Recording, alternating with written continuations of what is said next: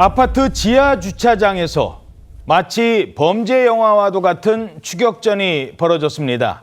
괴한 2명이 갑자기 나타나서는 60대 재력가를 납치하려는 시도하는 사건이 발생했습니다.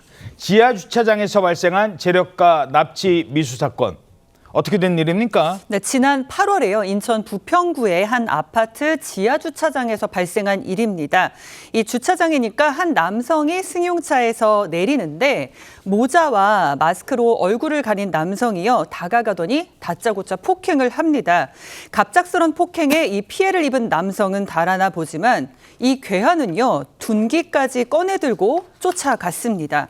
괴한을 피해서 필사적으로 주차장을 빠져나갔고요. 이 괴한도 추격을 포기하고 현장을 벗어났습니다. 영상 속에 필사로 달아난 사람, 바로 60대 재력가였습니다. 자, 차에서 내리자 다짜고짜 다가와서는 둔기를 휘두른 겁니다. 처음에 아예 눈을 못 뜨게 만들었다고요? 이 괴한이 접착제를 바른 상자로 재력가 남성의 시야를 가리고 이제 그 둔기를 휘둘러서 제압하려고 했던 겁니다. 하지만 계획이 실패로 돌아갔고 이 재력가 남성은 달아났거든요. 그래도 공격을 완전히 피하지는 못했고 얼굴과 머리 부위 등에 전치 2주의 부상을 입었습니다. 근데 보통 이런 식의 이제 범행은 원한 관계라든지 아니면 원래 알던 사람이 돈을 노리고 범행하는 경우가 많은데 저기 뭐 주차장에 언제 온다는 걸 아니까. 그렇습니다만 이 사건의 경우에는 원한 관계가 아니었다고 합니다. 그러니까 돈을 노린 것은 맞는데 면식범은 아니었다는 거예요. 일면식도 없던 사람이 재력가를 대상으로 범행을 저질렀던 겁니다. 일면식도 없는 사람이 재력가인 건 어떻게 알았을까요? 오랜 시간 미행까지 해가며 치밀하게 계획했다고 합니다.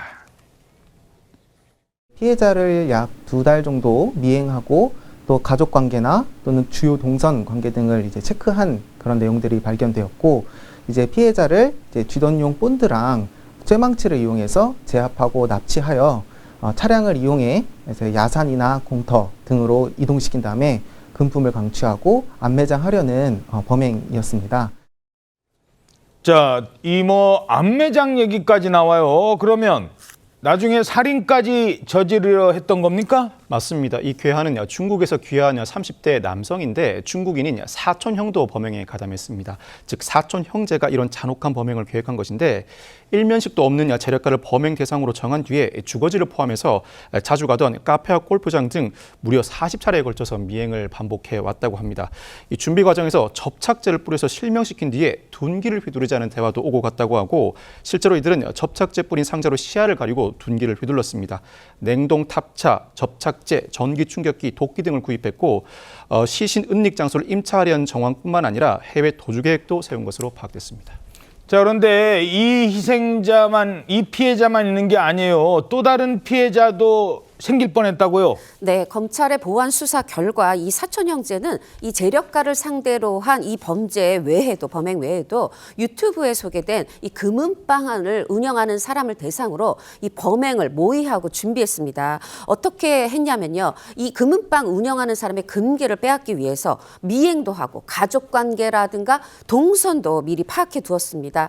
또 범행에 사용할 전기 충격기, 마취제 이런 것들도 미리 준비했던 사실이 모두 드러났는데요. 다만 이것은 이제 검찰의 보완 수사 결과 미리 발각이 돼서 실제 범죄로 이어지지는 않았습니다. 예. 그런데 돈 많은 사람을 상대로 한 이 중국 사촌 형제, 이들의 범죄가 처음에는 단순 상해죄 이것만 적용이 됐었다고요? 일단 피해자가 이들의 공격을 피하는 과정에서 전치 2주의 상해를 입다 보니 특수상해죄로 검찰 송치가 이루어졌습니다. 그런데 이들이 경제적으로 어려운 상황임에도 불구하고 거액의 가상화폐 매도를 문의한 점이 확인되면서 계획범죄 가능성에 무게를 두고 수사가 진행돼 왔습니다. 결국 공범인 사촌형의 존재와 끔찍한 범죄 계획이 수면 위로 떠오른 것인데 이 일당은 경제적으로 어려움을 겪다가 범행을 저질렀다고 진술했습니다. 결국 이들 살인 미수, 강도살인 미수 등으로 구속 기소돼 재판을 받고 있습니다.